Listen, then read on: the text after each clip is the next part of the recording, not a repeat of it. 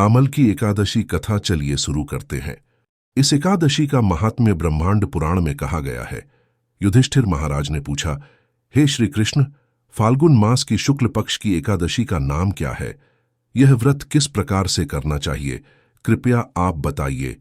भगवान श्री कृष्ण ने कहा, हे धर्मनंदन, प्राचीन काल में मानधाता राजा ने वशिष्ठ ऋषि को इसके बारे में पूछा था। इसे आमल की एकादशी कहते हैं और जो कोई भी इस व्रत का पालन करता है उसे विष्णु लोक या वैकुंठ की प्राप्ति होती है। राजा मानधाता ने पूछा, हे ऋषिवर्य, पृथ्वी पर इसका कभी आरंभ हुआ? इस विषय में आप मुझे बताइए।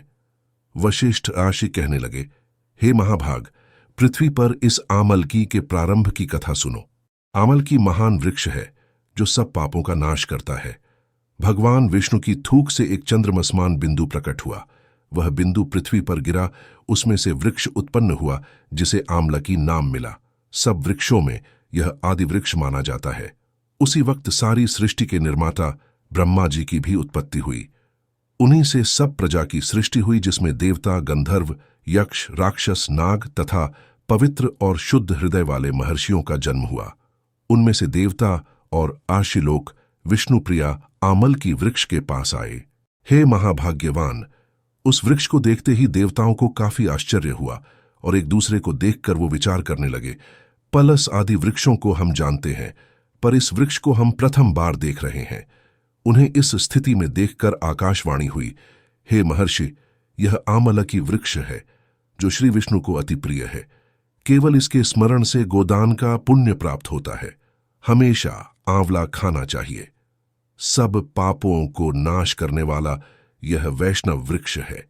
तस्या मूल्य स्थितो विष्णुस्तदूर्ध्व च पितामह, स्कंधे च भगवान रुद्रः संस्थितः परमेश्वरः, शाखासु मुनयः सर्वे प्रशाखासुच्च देवताः, पर्णेषु वसवो देवाः, पुष्पेषु मरुतस्तथा, प्रजानां पतयः सर्वे फलेष्वेव व्यवस्थिताः, सर्वदेवमयी होशा धात्री च कथिता मया।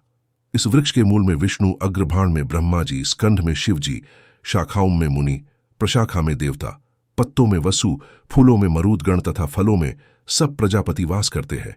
इसलिए आमल की वृक्ष को सर्वदेवमय कहा जाता है। इसलिए यह सब विष्णु भक्तों को प्रिय है। ऋषि ने कहा, हे अव्यक्त महापुरुष, आप कौन हैं? हम आपको क्या देवता समझे? कृपया आप हमें बताइए। फिर से आकाशवाणी हुई, जो सभी जीवों का कर्ता, सब भुवनों का स्रोत है और विद्वान पुरुषों को भी अगम्य मैं वही विष्णु हूं। देवादिदेव भगवान विष्णु का कथन सुनने से सभी ब्रह्मपुत्र आश्चर्यचकित होकर बड़े भक्तिभाव से श्री विष्णु की स्तुति करने लगे। आर्षि ने कहा, सभी जीवों के आत्मभूत आत्मा एवं परमात्मा आपको प्रणाम करते हैं।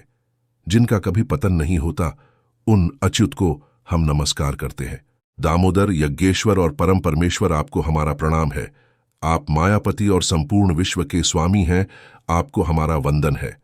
इस प्रकार ऋषियों ने की हुई स्तुति सुनने से भगवान विष्णु प्रसन्न हुए और कहने लगे, हे महर्षि, मैं आपको कौन सा अभिष्ट वरदान दूं?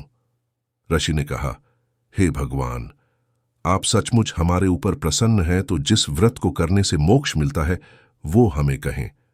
श्री विष्णु ने कहा, हे महर्षियों, फाल्गुन शुक्ल पक्ष में अगर पुष्य नक्षत्र युक्त द्वादशी होगी तो वो सब पापों को नष्ट करने वाली होगी। हे द्विजवर, उस दिन विशेष कर्तव्य करना चाहिए, उसके बारे में सुनिए।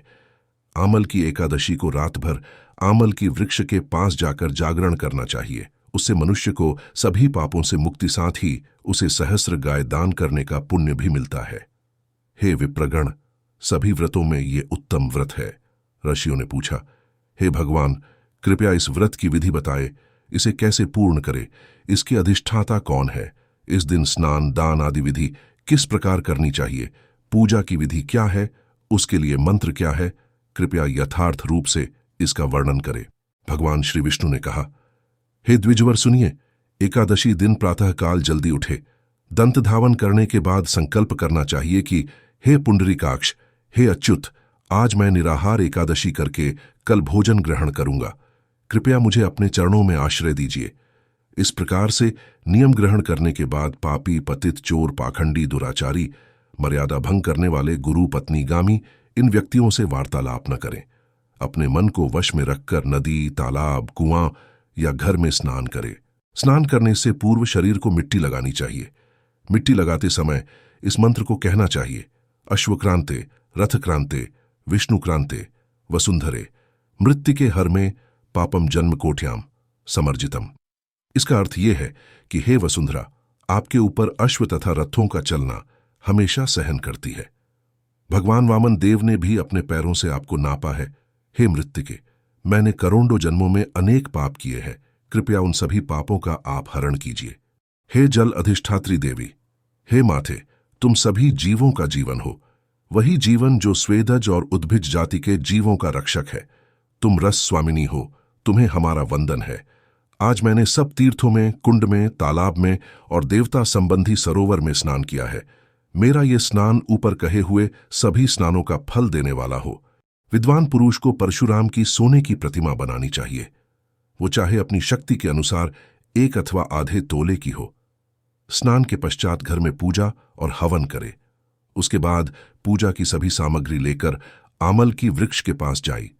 वृक्ष के पास की जगह की साफ सफाई करके गोबर से लेपना चाहिए। इस प्रकार शुद्ध भूमि पर मंत्र पठन द्वारा नए कुंभ की स्थापना करे।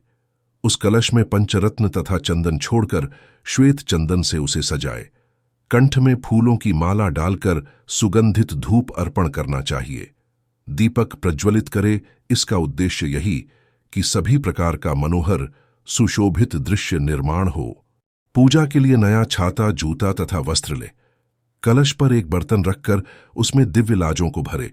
उसके ऊपर सुवर्णमय परशुराम जी की स्थापना करे। विशोकाय नमः कहकर उनके चरणों की, विश्वरूपिणे नमः कहकर उनके घुटनों की, उग्राय नमः कहकर उनके जंघा की, दामोदराय नमः कहकर उनके कटिभाग की, पद्मनाभाय नमः से उदर की, श्रीवत्सधारिणे नमः से वक्षस्थल की, चक्रिणे नमः से उनके बाएं हाथ की, गदिने नमः से दाएं हाथ की, वैकुंठाय नमः से कंठ की, यजमुखाय नमः से मुख की, विशोकनिधये नमः से नासिका की, वासुदेवाय नमः से आंखों की, वामनाय नमः से लल्लाट की, सर्वात्मने नमः से मस्तक तथा सभी अंगों की पूजा करनी चाहिए। नमस्ते देवदेवेश जामदग्न्य नमोस्तुते, गृहणार्घ्यमिमं दत्तमामलक्यायुतम हरे। हे देवदेवेश्वर, हे जमदग्निनंदन, आपको मेरा सादर वंदन है।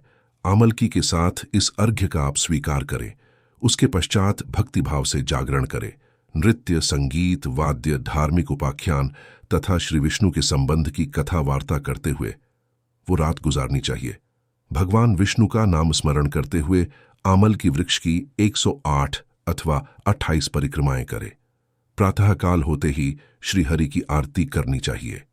श्री परशुराम के स्वरूप में विष्णु मेरे ऊपर प्रसन्न रहे, इस भावना के साथ ब्राह्मणों की पूजा करके वहां की सभी सामग्री उन्हें दान देनी चाहिए। उसके पश्चात आमल की वृक्ष की परिक्रमा करके, स्नान करके ब्राह्मणों को भोजन खिलाना चाहिए। उसके बाद परिवार के साथ स्वयं भोजन ग्रहण करे। ऐसा करने से जो पुण्य प्राप्त होता है उस विषय में सुनिए। सभी तीर्थों में स्नान करने से, सभी प्रकार का दान करने से प्राप्त होता है, वही पुण्य उपर्युक्त विधि का पालन करने से प्राप्त होता है। सभी यज्ञों को पूर्ण करने से जो पुण्य मिलता है उससे भी अधिक पुण्य प्राप्ति इस व्रत से होती है। इसमें किंचित भी संशय नहीं। वशिष्ठ आर्षि ने कहा, हे राजन, इतना कहकर भगवान विष्णु अनर्थधान हो गए। तब सभी महर्षियों ने इस व्रत का पालन किया। उसी प्रकार से आपको भी इस व्रत का अनुष्ठान करना चाहिए। भगवान श्री कृष्ण ने कहा, हे राजन, यह दुर्धर्व व्रत सभी पापों से मनुष्य को मुक्त करता है। ऐसे ही कथा सुनने के लिए इस चैनल को सब्सक्राइब करें और साथ बेल आइकन को क्लिक करें।